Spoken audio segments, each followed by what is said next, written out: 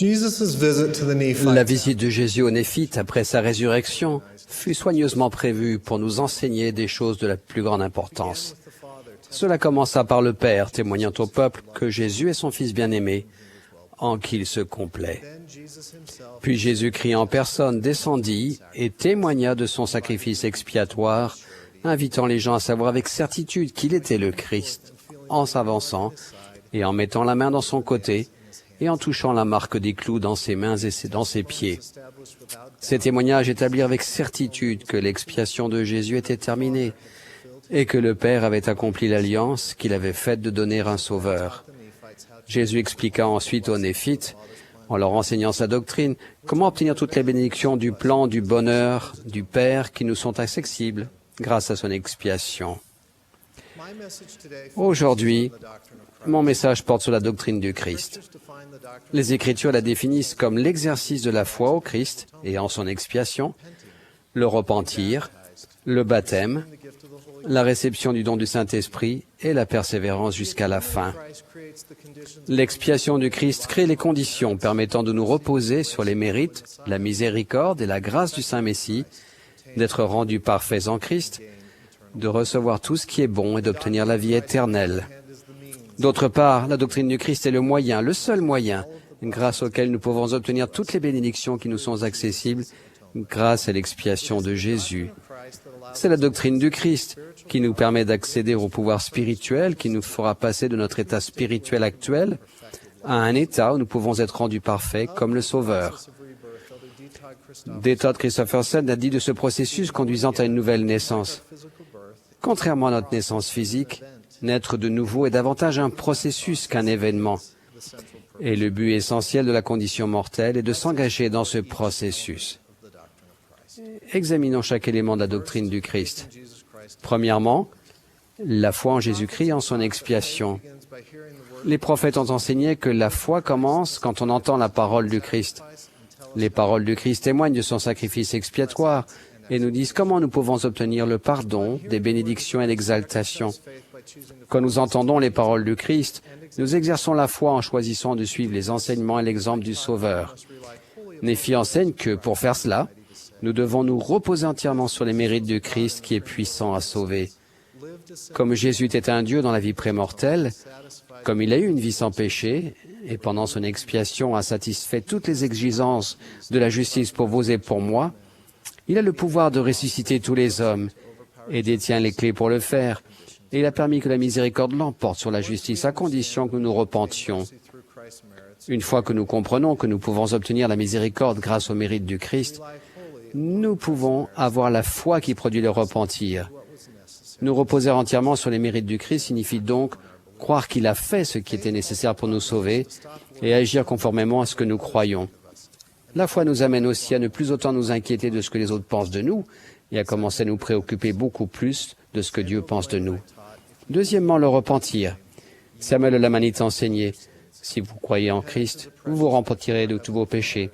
Le repentir est un don précieux de notre Père Céleste qui est rendu possible par le sacrifice de son Fils unique.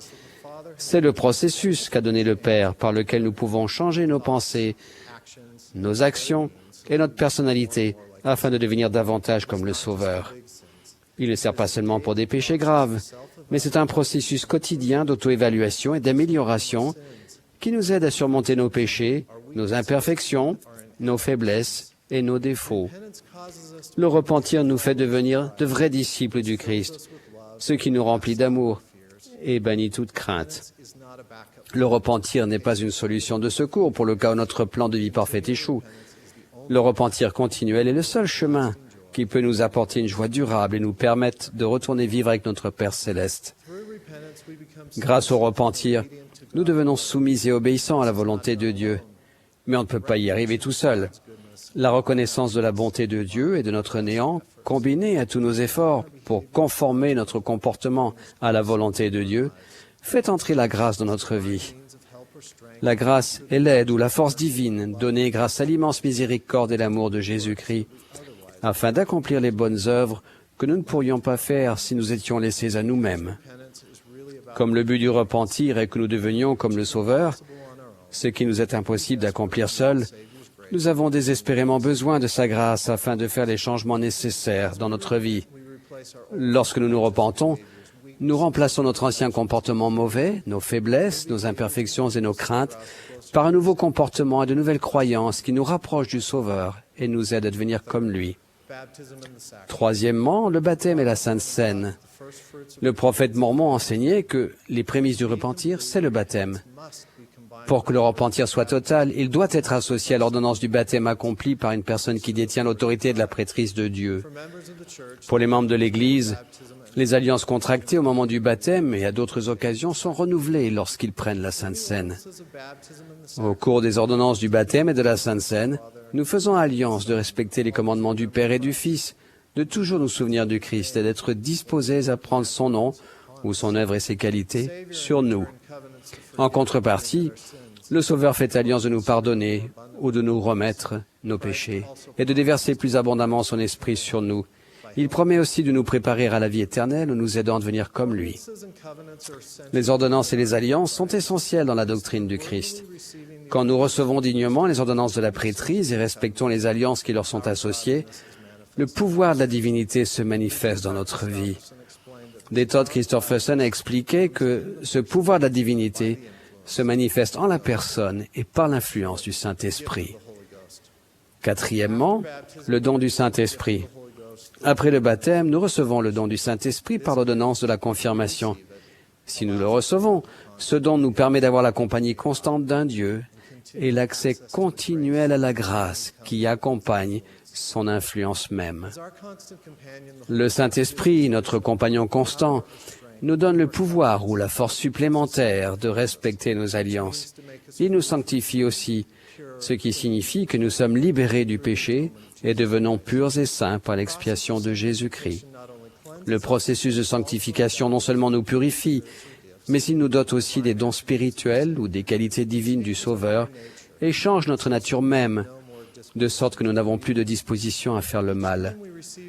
Chaque fois que nous recevons le Saint-Esprit dans notre vie par la foi, le repentir et les ordonnances, le service chrétien et d'autres comportements justes, nous sommes transformés jusqu'à ce que, progressivement, petit à petit, nous devenions comme le Christ. Cinquièmement, persévérer jusqu'à la fin. Le prophète Néphi enseignait qu'une fois que nous avons reçu le don du Saint-Esprit, nous devons persévérer jusqu'à la fin à suivre l'exemple du Fils du Dieu vivant. Dale G. Renlund a décrit le processus de persévérance jusqu'à la fin de la façon suivante. Nous pouvons être rendus parfaits en faisant preuve de foi en lui, en nous repentant, en prenant la Sainte Seine pour renouveler les alliances et les bénédictions du baptême, et en ayant la compagnie constante du Saint-Esprit. Si nous le faisons, nous devenons plus semblables au Christ, et nous sommes capables de persévérer jusqu'à la fin avec tout ce que cela implique. En d'autres termes, la réception du Saint-Esprit et le changement qu'elle opère nous édifie davantage notre foi. Une foi plus grande conduit à un repentir plus profond. En sacrifiant symboliquement notre cœur et nos péchés sur l'autel de la Sainte Seine, nous recevons le Saint-Esprit à un degré supérieur. La réception plus abondante du Saint-Esprit nous permet d'avancer sur le chemin de la nouvelle naissance. En continuant ce processus et en obtenant toutes les ordonnances et en contractant toutes les alliances salvatrices de l'Évangile, nous recevons grâce sur grâce jusqu'à ce que nous recevions la plénitude. Frères et sœurs, en mettant en pratique la doctrine du Christ dans notre vie, nous sommes bénis à la fois temporellement et spirituellement, même dans les épreuves. Nous finirons par nous saisir de tout ce qui est bon. Je témoigne que ce processus s'est produit et continue de se produire dans ma vie, progressivement, petit à petit. Mais nous devons surtout mettre en pratique la doctrine du Christ dans notre vie parce qu'elle indique le seul chemin qui ramène auprès de notre Père céleste. C'est la seule façon de recevoir le Sauveur et de devenir ses fils et ses filles. En fait, la seule façon d'être racheté du péché et de progresser spirituellement est de mettre en pratique la doctrine du Christ dans notre vie. Autrement, comme l'enseigne l'apôtre Jean, quiconque ne demeure pas dans la doctrine du Christ n'a point Dieu. Jésus en personne a dit aux 12 disciples néphites que si nous ne faisons pas preuve de foi en Christ, ne nous repentons pas, ne nous faisons pas baptiser, ne persévérons pas jusqu'à la fin, nous serons abattus et jetés au feu. d'où nous ne pouvons plus revenir. Comment pouvons-nous donc mettre en pratique la doctrine du Christ plus complètement? Nous pourrions faire un effort conscient chaque semaine pour nous préparer pour la Sainte Seine en prenant le temps de nous demander dans la prière dans quel domaine nous avons le plus besoin de nous améliorer. Nous pourrions ensuite apporter en sacrifice sur l'autel de la Sainte Seine au moins une chose qui nous empêche d'être comme Jésus-Christ, suppliant avec foi pour recevoir de l'aide, demandant les dons spirituels nécessaires et faisant alliance de nous améliorer pendant la semaine à venir. Si nous le faisons, le Saint-Esprit se manifestera davantage dans notre vie et nous aurons plus de force pour surmonter nos imperfections. Je témoigne que Jésus-Christ est le Sauveur du monde et que son nom est le seul par lequel nous pouvons être sauvés. Tout ce qui est bon ne nous est accessible que par lui. Mais pour nous saisir de tout ce qui est bon, notamment la vie éternelle, nous devons continuellement mettre en pratique la doctrine du Christ. Au nom sacré de Jésus-Christ, Amen.